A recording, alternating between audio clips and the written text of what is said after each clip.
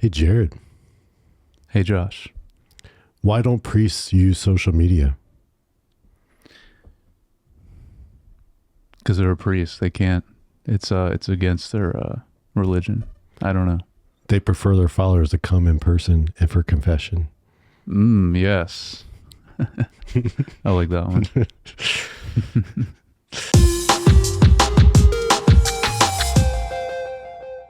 Hey, welcome back to Screen Time Film. The podcast that follows a director from the start of their filmography to the end. We are currently covering Francis Ford Coppola in just kicking off the 90s. Yes. So, Jared, friends in podcasting like oil and water. Man, so true. So, I'm your host, Josh, and this is my co-host, Jared. Josh, never hate your enemies. It affects your judgment. Yes, I had that one on here. Yeah. Which actually is fair. Like, you know, you get too emotional about it, then you can't make good decisions. Yes. That's a theme in all three Godfather films, for sure. My other one is I had to put down the most iconic one from this movie. Just when I thought I was out, they pulled me back in. Yep. Which made me think of George Costanza saying it. Yep. That was the other, and then the other that I had was never let anyone know what you're thinking, which I feel like they've said it. I think they even Marlon Brando probably says that like almost like in the first one. Yeah, when he said it in this one, I immediately thought, I think, yeah, he did as well say it in the first film. So if you haven't figured it out already by the title or the things we're talking about, we're covering The Godfather Part III. This was released in 1990, rated R, 2 hours and 42 minutes. It follows Michael Corleone, now in his 60s, as he seeks to free his family from crime and find a suitable successor to his empire. Once again, Coppola and Mario Puzo are writers. Cool. We also have Gordon Willis as the cinematographer again. Right, who did the other two. Yep. Yeah. Music by Carmine Coppola, who was also on the other two. Well, not in the first one. Oh, he wasn't on the first one? I believe it was someone else. Oh, who? Okay. I don't remember the second one. Created the original song, like the original. Yeah, he would have made but we hear it in this movie too. Yeah. But yeah, he just is using previous games. I try to look up, I believe, because I want to know how Carmine is related to him. I think it's his father, which is very cool. Oh, okay. Yeah. Well, he was in what movie that? Yeah, he's definitely in something. Oh yeah, they had like a cameo as his parents. Yeah. Like coming out of an elevator. Yeah, was that Godfather 2? No, it was one of the other ones. I want to say it was the Vegas one, which was One from the Heart.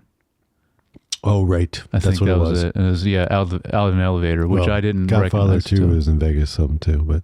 That's true. But this was partly in the other Vegas, Atlantic City. Yes. True. The wannabe Vegas. Yeah. All right, so production costs. What do you think? Man, I didn't think about this at all yet. This has to be a lot more. Like, even to get Al Pacino back for this, I imagine he was like, all right, I need a big bump in salary or money for this one. But not as many big actors in this one, though. So that could bring it down. But I'm not really sure. I'm going to just say 50 million. Oh, it's pretty close. 54. Yeah. Okay. All right. It's about the closest you've been in a long time. Yeah, I know. I'm normally pretty off, but it's also like 90s, but like coming back to this, basically 10 years later? I imagine, it was a lot more finances involved in general. Yeah. 7 nominees, right? Yeah. But no wins. Okay. I was curious about this. Sorry, 5, not 7. 5, okay. Do you know what they were for? Yeah, so nominee for Best Picture, Best Actor in a Supporting Role for Andy Garcia, Best Director, Best Cinematography, and Best Art Direction, Set Direction. Okay. Nice. So we've got Al Pacino, Diane Keaton again, Mm-hmm. Talia Shire, Andy Garcia, Ellie Wallach, Joe Montaigne, Joe Or something like that. Yeah. Yeah, it's true. That's right. Because you hear that name. It took me a bit to remember where I know him from. Where do you know him from? Joan of Arcadia, the TV show. He was the dad in that. Oh, that's a deep cut. Mine's also a deep cut, but you remember the movie Airheads? Yes.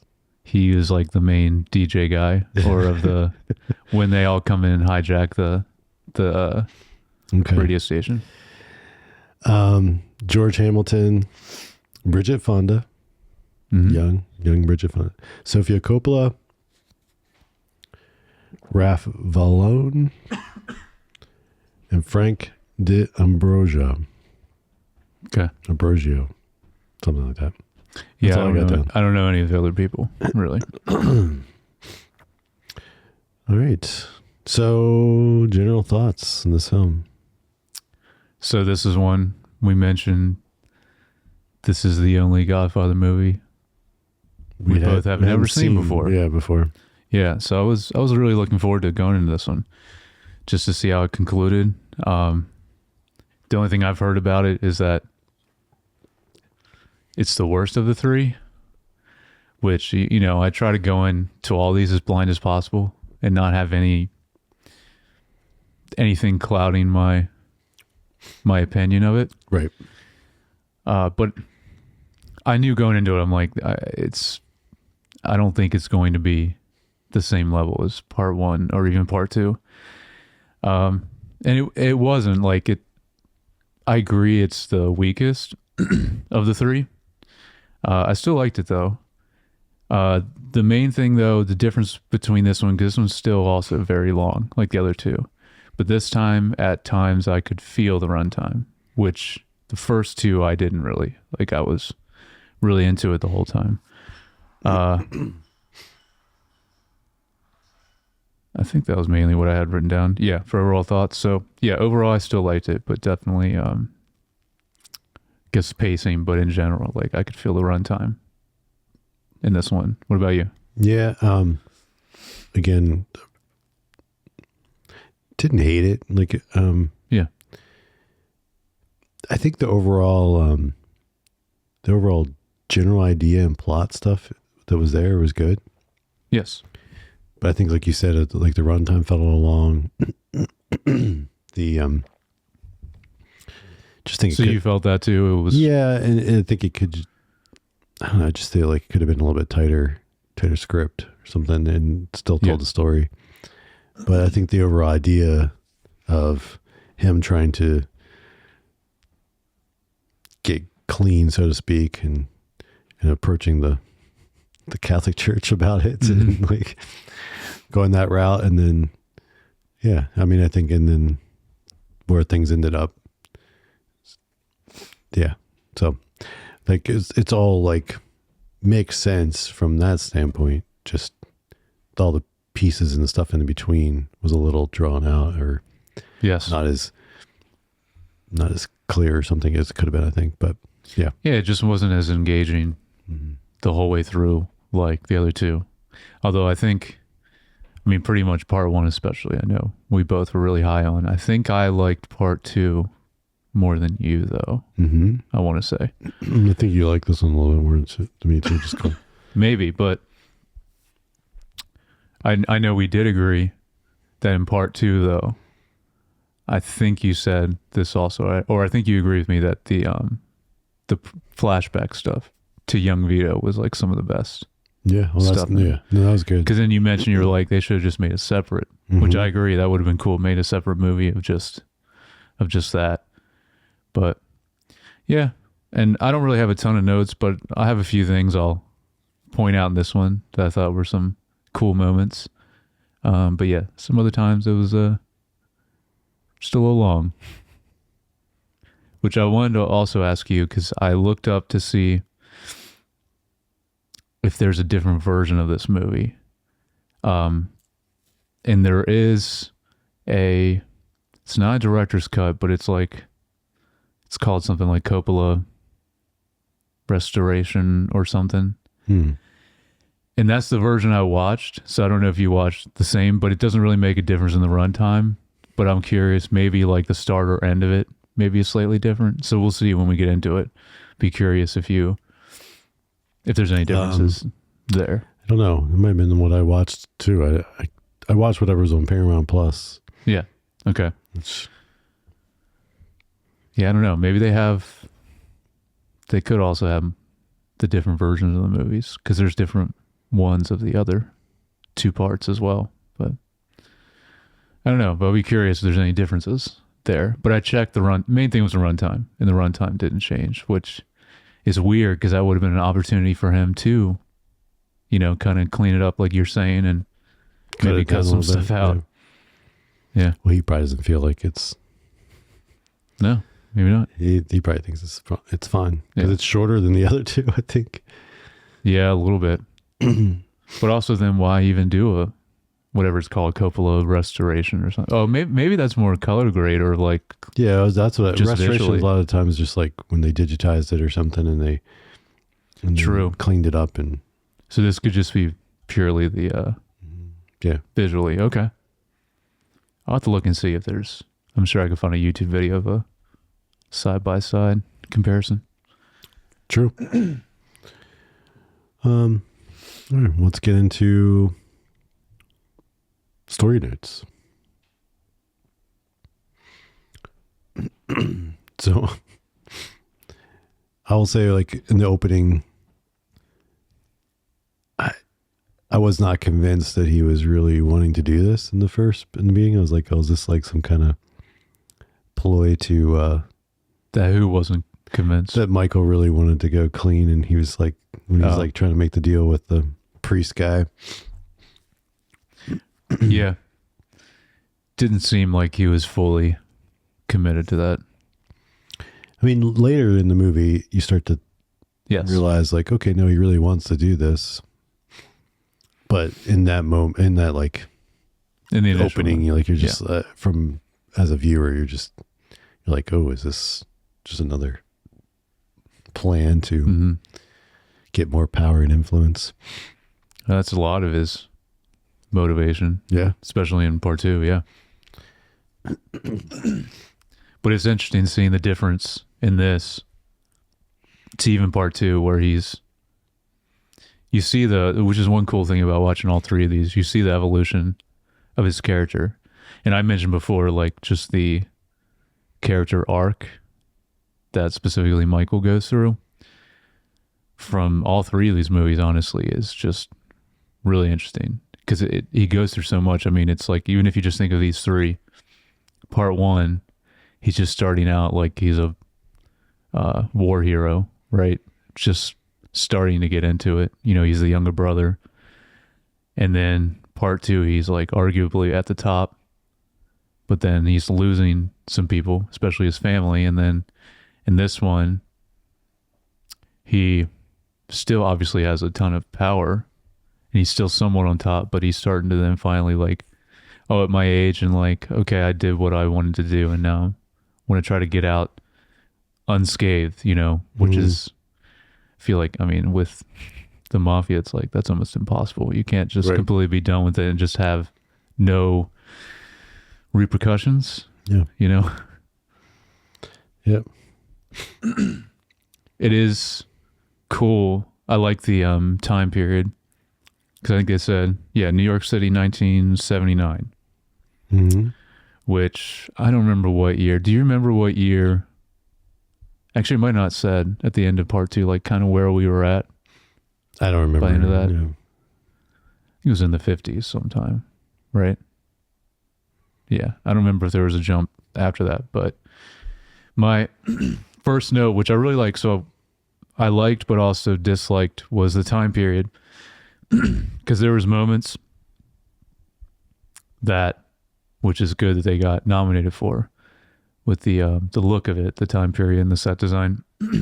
I thought was really good at times. But then sometimes I'm curious if you saw this at all. There was moments in this movie where really confused me because it looked like some of the interiors looked like late 80s. Like from the time that they would have been filming this. Specifically with like the rooms. I'm trying to remember. There was one like in an office or something. I was like, this just looks like 1989. Mm-hmm. So I don't know if they just like didn't do some stuff with some of the sets and left it the same. I didn't feel that at all? No, I know what you're talking about. It's weird. It definitely felt like the 80s and not like...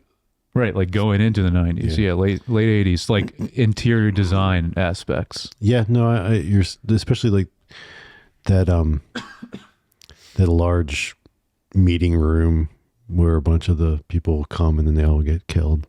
Yes. That space. That was one of them. Felt like very 80s. But I think they would be very conscious of that. The fact that they filmed it basically probably in 88, 89. Right. Because it came out in 1990. So to them, it must have been accurate. I don't know. Because it's, or maybe they just didn't care. They're like, oh, it's not that different. You know, we're only going back 10 years. But it is though, like, because if you think of like even late 70s interior design was still very 70s, right? Even as you, like we've mentioned that before, when you start going to a new decade, you still have remnants of, especially with interior design. I don't think you're wrong. Yeah, it was strange at times. At other times though, it looked really good. Well, like, and then other stuff like, I mean, the whole time they're in Sicily, it looks way older because you just have no context of everything's so old. Yeah, so there's just moments that just I thought were weird. Kind of pulled me out of it a little bit. But again, it was nominated for it, so it must have been. I'm just wondering if maybe it is more accurate than what we're feeling because we just maybe. I mean, you weren't born, and I was, like so small. I don't really know. Yeah. So maybe the stuff really did look like that. Yeah. In 1979. Yeah. I don't know. But you're right. It to our not living in those times, to us it felt very 80s. Mm-hmm. Yeah. But he stuck to the theme. I'm not saying it's bad. It's just we're like basically the first, other than that opening scene with the priest. Mm-hmm. Then the next thing is a party, and a long thing of a party and then they're kind of doing business on the side while the party's happening. Yeah. And that's how all three. Well, the first film just opens on that, right? Yeah. And then the second one opens on something else, but then goes right to that. And then the third one opened on something else, and then goes right to that. Yeah, I noticed that too, and I appreciated that. Mm-hmm. It's cool, getting that cohesion between all three, because we mentioned like we both really liked, especially in part one, just hanging out with the family, the extensive family, and just getting to know everyone a little bit, and like really feeling that Italian culture. And yeah, I liked it in part two and in this one as well. It's kind of a good way to set the stage for the movie. I wanted to say though, I want to talk about some of the performances a little bit. Mm-hmm. I don't know if you have any notes about it, but Al Pacino and Diane Keaton both are really great in this, just like they were in the previous movies. How'd you feel about Sofia Coppola, though? About the same probably you did. Yeah. So, I do have a note about her. I think the other guy, Andy Garcia. Yeah, he's good too. Yeah, he's a good actor. Like he's in plenty of other things too. I think about the only thing she was good at is flirting. Yeah, like when she needed to do that, like she was fine, but when she had to do anything else and deliver lines or have other emotion, like it was not good. No, that was my main point. Is when any of those scenes, she had zero emotion, like with her acting. It was bad. And I think it's one of the things that hurts this film because she's very centered.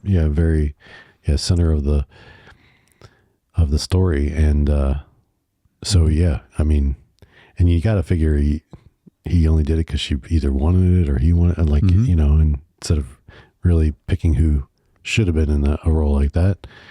But her looks though, like, I mean, it, like, her portrayal was good.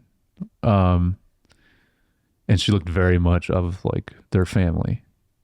Yeah. Oh, right. yeah. So it's just like she had the perfect, if they were trying to pick who to cast, look wise, like it was very good for this movie. But yeah, the performance was pretty bad at times. Yep. I agree.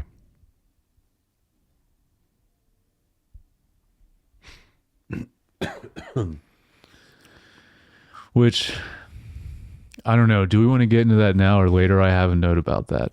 What? Just her and Andy Garcia Vincent. So, well, she's Mary Mm-hmm. and Vincent. Mm-hmm. That whole thing, like, Yes. Well, why? So the plot of like, there was a weird, like that was one of the things that I was like, why would you write it this way? Mm-hmm. And then cast your daughter in that role. Yeah. It's also weird. Yeah, it's strange. But, yeah, I mean, they're cousins. yeah, but Yeah. it's like you could have still had this story and not make it cousin. And like, it's just weird. Yeah. It's just a weird dynamic. It was definitely the weakest like plot point Mm-hmm. of the movie, because everything else, like you mentioned, is good and like interesting, especially everything involved with the Catholic Church was cool. Yeah, just Of course, I doubt the Catholic Church was happy about it. no. Didn't portray them in a good light.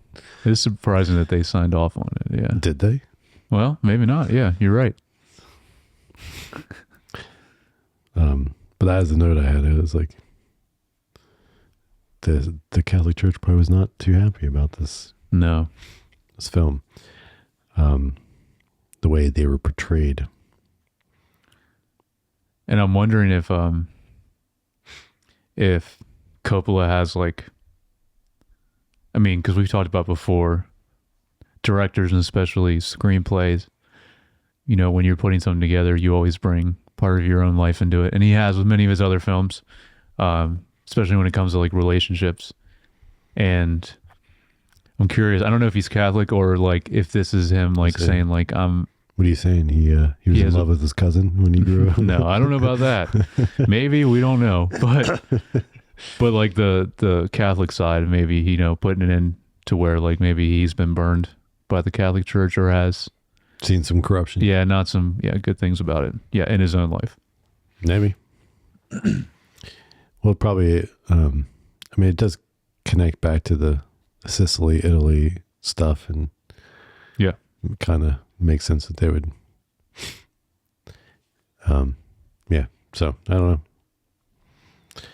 know. It was interesting. I think the, what like was good about Vincent's storyline, like him with Michael, and like that part of the story arc was, I think, really good and almost mirrored Michael's kind of arc in the first film. Just the way he kind of almost like doesn't necessarily want it from the beginning, but then just kind of naturally good at it and ends up taking a lot more than originally you would think that you would be responsible for. Yeah. Yep. Well, so my next note I wanted to mention, so Vincent is Sonny's son, and the scene pretty early on, Vincent is talking to Michael, and then Joey is there also, which is that's Joe Montaigne. I don't know. Is that how you say his last name? So he's there too, and this is so weird because like it makes sense though for his character, for Vincent's character, but him biting Joey's ear in front of Michael, like until it's bleeding, not a great way to show your value to, Michael, like the Don. Yeah. It's very erratic behavior, but it makes sense with his character, especially later on, but also like very similar to his father. You know, they mentioned like Sonny was the hothead, kind of, yeah, like I said, erratic like that. So very similar to how his father was. Yeah.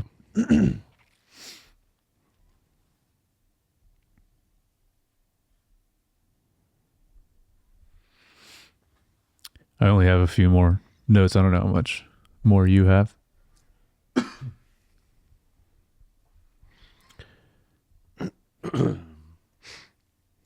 Actually, no, I only have two more because we already talked about the cousins thing. That was like some of the stuff I have. We kind of talked about already. So I'm looking at. Yeah.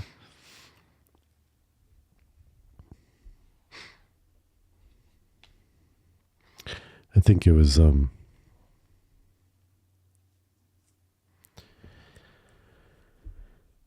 interesting. It's kind of how the tension of trying to go clean, but then not really being able to, you know, because as soon as you stop kind of keeping your power and pressure in place, like then he becomes very vulnerable. Yes. And then you see that because where Joe ends up betraying him and then killing like all those people, and Michael gets out, but like a lot of people died. Yeah. A lot of his friends, or so to speak. Yep. That's one of my other notes, is just because it was unexpected, like the helicopter coming in during the meeting in Atlantic City was just crazy. Like, and just mowing everyone down.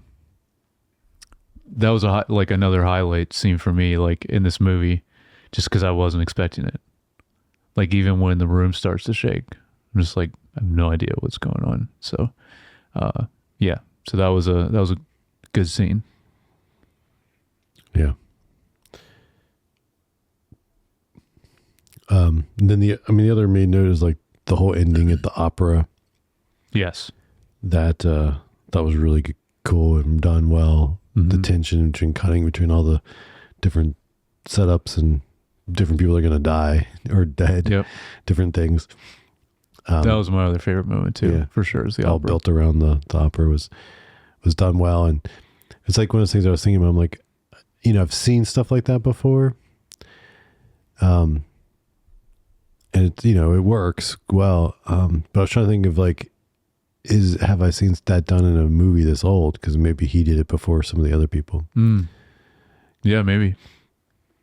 I feel like, I mean, like, even like a James Bond movie, he's done something like that where, you know, but like, I feel like it might have been one of the newer stuff in the last. Yeah, I don't know. I want to say there's definitely some kind of opera scene in a Bond movie, but I don't remember which one. But it worked well, and it really did. And it built up the tension a lot of like all the executions, so to speak. Yeah. A lot of plans being executed in that time. It's that whole section was another, like, probably one of the best parts of the movie, I think, but it was at times, just like some of the other stuff, other sections in this movie, is like little too long. Like it was very long of a section. So, but they do a good job, like in the previous movies too, though. Like you mentioned, the cutting back and forth a lot. They did at the end of part 1 and part 2 as well. And we mentioned in those pods also that it's really good. So the editing there especially was like done really well, just like the other 2 movies. It definitely helped with the tension, like you said. And then my only other note is, this is probably more towards the end or middle of the movie, but I thought there was a really great moment of when Michael's son, Anthony, which you mentioned the opera that he's in, but this is before that, but the scene where he plays and sings in front of him. And then we even get some flashbacks. So it's like him reflecting on Well, even his time in Sicily with in part one with forget her name in that, but Yes. her The where first he gets person married. he married. Mm-hmm. But yeah, so that was another standout scene in this. Mm-hmm. That was really great. Yeah, it was.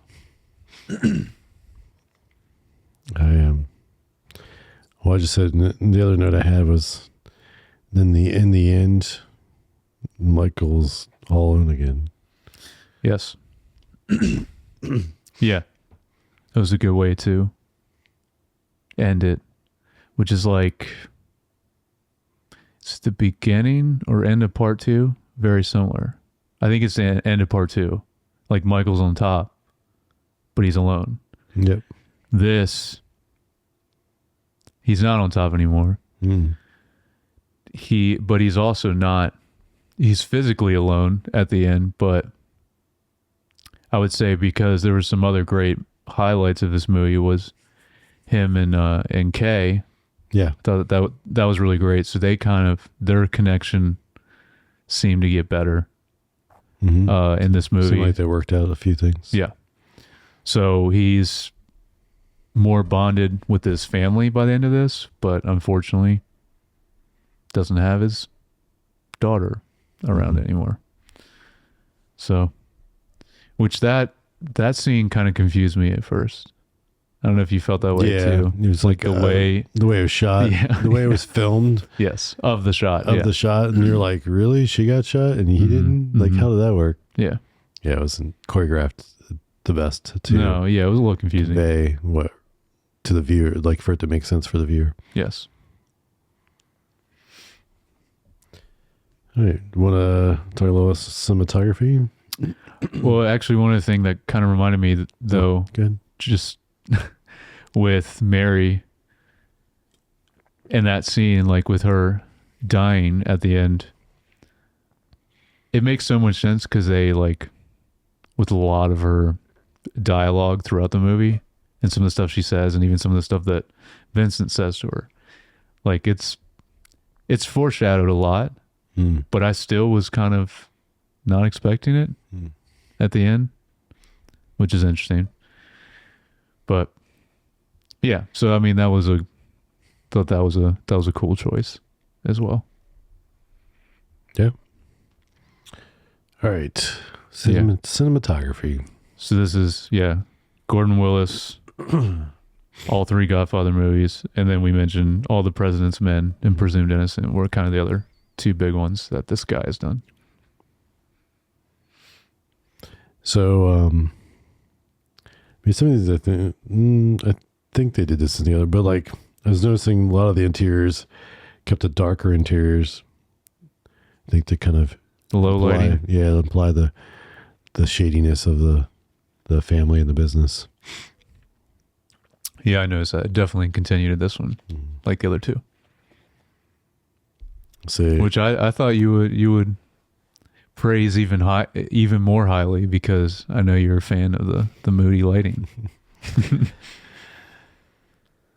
I do like. I have another note about and then I thought it was interesting that the stuff in Sicily, they didn't do much lighting. It was a lot of very natural light, even if it was interior, but a lot of it was exterior stuff, and just to kind of give it a different feel. There were some good shots also, just especially when they were in Sicily. The landscape and the scenery I thought looked really great.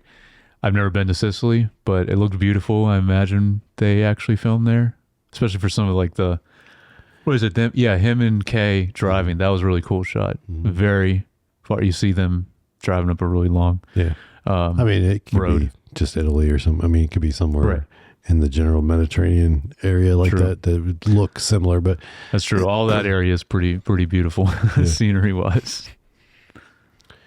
But it might have been Sicily. I mean, yeah.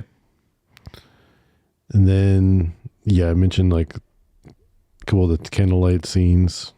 Yeah, that's cool. They were really nice.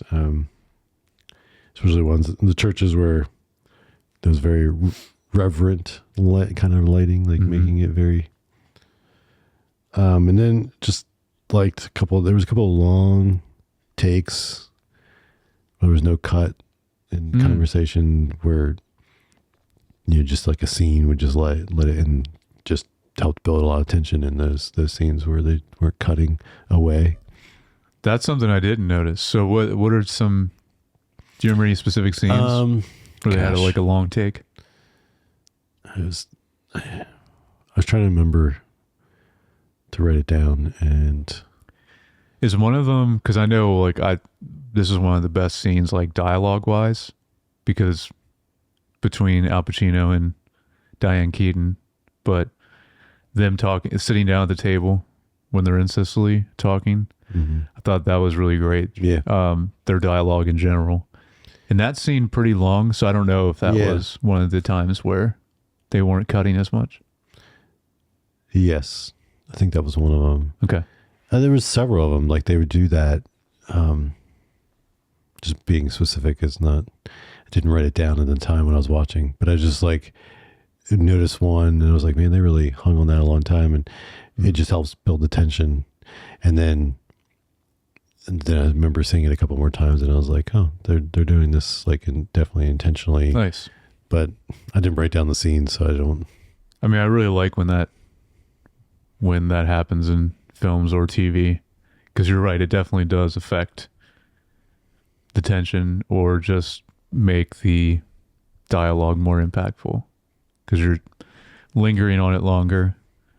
And it can be awesome for action scenes too, like we've talked about that before, as opposed to I don't remember what we were talking about that was similar to it, but I remember you brought up recently the Bourne movies where it's the complete opposite, where it's just sickening how much it's cutting so during fast cuts and just really shaky. Close-up stuff. Yeah. To hide anything actual talented that's happening. Right. No. But yeah, that's kind of the notes on that. I only have one specific scene for cinematography, which goes into the low lighting type feel, which, I think is a really cool choice in all three of these movies. But it's near the beginning. I think it's the first time after Michael and Kay talk. And Michael goes to sit down in his chair, and his face is obscured in mostly shadow. Yeah. That was a really cool and definitely a good visual storytelling moment. I thought that was great. Also, they did a really good job with the makeup, like for both of them, making them look older. Yeah, like way older. They really were. And then, yeah, like that looked good. And then obviously the very end, like he looks very old before he dies. But yeah, so I thought that was done well also. Any thoughts on the music outside of? Do you have anything? I mean, other than like the stuff you noticed, or the theme was there before. That was from before, the similar theme. Yeah, and that we talked about that before. The main Godfather themes are awesome, very memorable. The only thing I noticed in this one, which I actually really liked, because a lot of that in the other two movies as well is mainly horns, brass or oboes, that type of thing. So like woodwinds. This time though, I thought it was a cool choice. A lot more strings this time, which wasn't there much from what I remember in the other two films. So I thought that was cool. That's about it. Nice. Well, themes and messages. You got anything for this?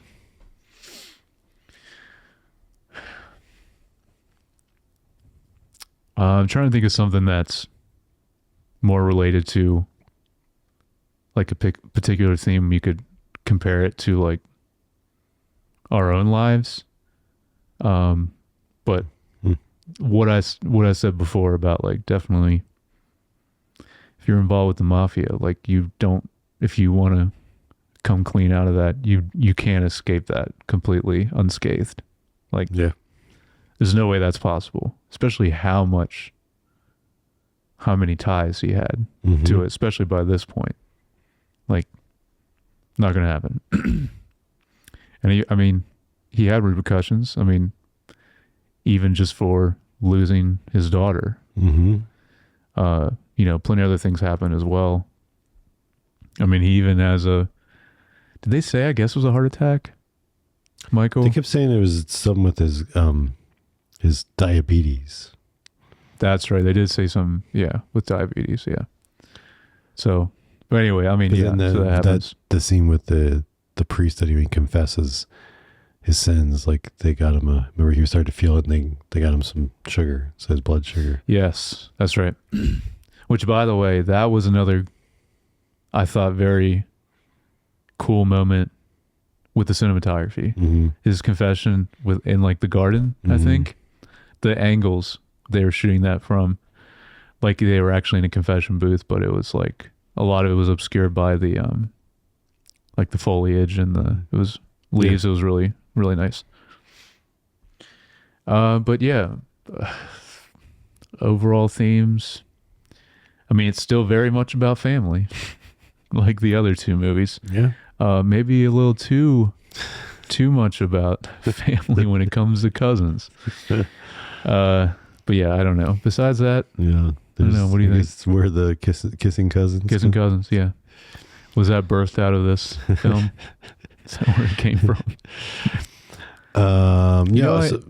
Sorry, I was just thinking. I would be curious while they were filming this movie. So Sofia Coppola, there were definitely moments in this movie, like the way she flirts or just the way she looks at Vincent, like. Seemed like she had a thing for him anyway, the actor. Wondering if that was the case during they were filming. Yeah. Huh? That was the motivation. Yeah, well, no, just in general, it seemed like maybe they did she was something. So good at that part, right? Yeah, that was like she wasn't acting. Yeah, potentially. Yeah, I don't know if there's any dirt we can find on. We'll find out in trivia. Oh yeah, maybe. So what I wrote down for themes and message: you can't escape your past, and there's always a cost for power. Absolutely, yeah. So that's was my takeaway from it.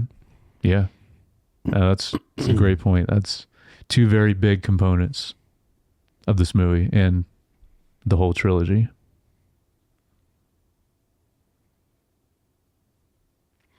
All right, a little trivia. Yeah. Al Pacino was offered $5 million for the role, but Pacino wanted $7 million plus a percentage of the gross. Coppola refused. He threatened to rewrite the script by writing him out. They're not going to do that. Pacino agreed to the $5 million in the end.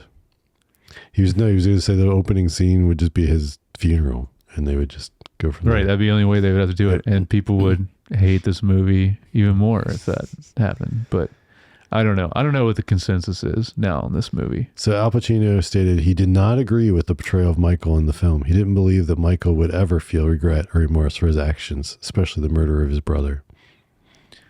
I disagree with that. Because I think he would by that point, like in his later years in life.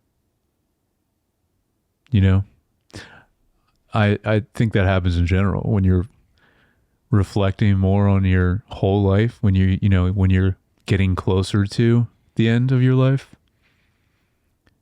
I think he would start to have some general remorse for his actions. So Robert Duvall turned down the $1 million that they offered him to be in it. So they wrote his part out. He felt like, he says, the only reason to make the third movie was to make money. He's not wrong. Well, it's not why you make any movie. It's to make money. It's a business. Yeah. Okay. Sofia Coppola had to redub about 20% of her original dialogue for the final cut after a disastrous early screening for the New York Press in December 12th. That makes sense. Where many of the critics acrimoniously singled out her performance. According to an interview in Entertainment Weekly, the following month, she said her greatest vocal challenge for the role was eschewing her Valley Girl accent and correctly pronouncing the name Corleone. Mm. Well, they at least did a good job with the ADR, because I didn't notice many points where, it felt like this was re-recorded, her lines. So they did a good job at least with that, but still, her overall performance, not great. Yeah. Wow.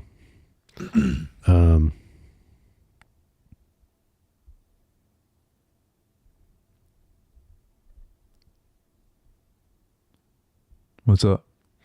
So Coppola was once admitted he was still unhappy over the final results of this film.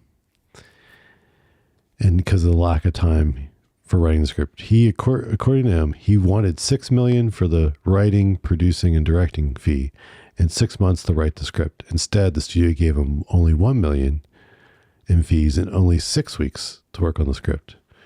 Oh, wow. In order to meet the Christmas of 1990 release date. He also regretted the character of Tom had to be written out of the script because the studio refused to meet Robert Duvall's financial demands. According to Coppola, with Hagen gone, an essential character and a counterpart to Michael was missing in the movie.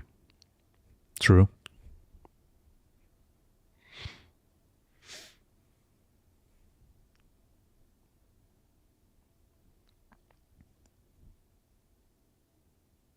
Yeah, Catherine Scorsese, Martin Scorsese's mother, is one of the women who stops Vincent to complain about the poor care of the neighborhood. That's cool. She can also be seen in another gangster film, Goodfellas, in a larger role as Tommy DeVito's mother. Nice. So Al Pacino and Diane Keaton had dated on and off for several years after making the first film together, ultimately breaking up for good when Keaton wanted a serious long-term relationship with, and Pacino did not. This led to some friction when the first arrived the Godfather 3 set. Like their characters, they were able to get past the issues and move on. So that could possibly be why part of that dialogue I mentioned, their scenes, could have been some real stuff in that, towards each other. So Winona Ryder's departure of the film created a major fuss on set in the media. Ryder did actually arrive on set to perform the part of Mary Corleone, so she must have originally been cast. Oh, man. Ultimately backed out. That would have been way better. She arrived on set 2 days after completing the work on Mermaids, but passed out immediately in her hotel room upon arrival and was eventually diagnosed with exhaustion. Following her departure of the film, several headlines were created about the exit, either claiming that she was pregnant, that she had a nervous breakdown, that drugs were involved, and her then boyfriend, Johnny Depp, was having an affair and making her crazy. Or that Depp talked her out of the film. Think about that. Winona Ryder. And then her Ryder's replacement was the untested Sofia Coppola. Yeah, think about that. Winona Ryder as Mary would have elevated this movie so much. Yeah. No, it made a huge difference.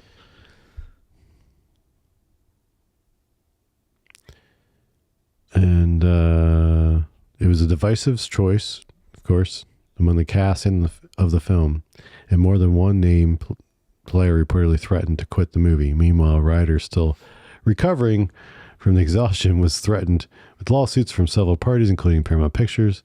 However, Ryder made a lot of support and empathy from the cast, including Diane Keaton and Al Pacino, who checked up on her many times through the weeks. Also, Rebecca Schaeffer was in the running to play Mary, but she was tragically murdered on the day that she was to receive the script for the film. Whoa. Then Winona Ryder was cast in the part before she was ultimately replaced by Sofia Coppola. Well, I don't know who that other actress is. Rebecca Schaeffer. But, man, that's very sad. Yeah. Yeah, she was Looks like she's in a bunch of 80s films. Okay. Including Amazing Stories stuff. I'm sure we That's her. both have. Yeah, she looks, yeah. Probably in some 80s movie we've seen. Yep. Name sounds familiar. Yeah, I think it's nothing too. That is very disappointing. I'm just thinking more and more of Winona Ryder in Yes. this. That would have, man. Yeah, well, I mean, these are the things. I mean, it wasn't anybody. She just had health issues, and they had to do something at the last minute, and maybe it wasn't the best call. But now it's like, but now I'm also not as critical. I mean, the fact that he didn't get, he had to write that in 6 weeks. Yeah. The fact he didn't get the That's time crazy. to really polish the script.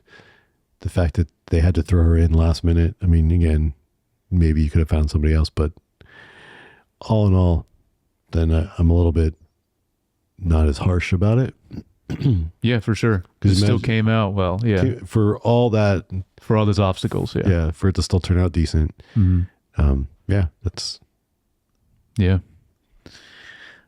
It's going to be interesting moving forward with Coppola's filmography to see how much Sophia is in these other movies and seeing how she acts in these other ones, because not great after this one. So I'm wondering if she'll be in it more like she has been. But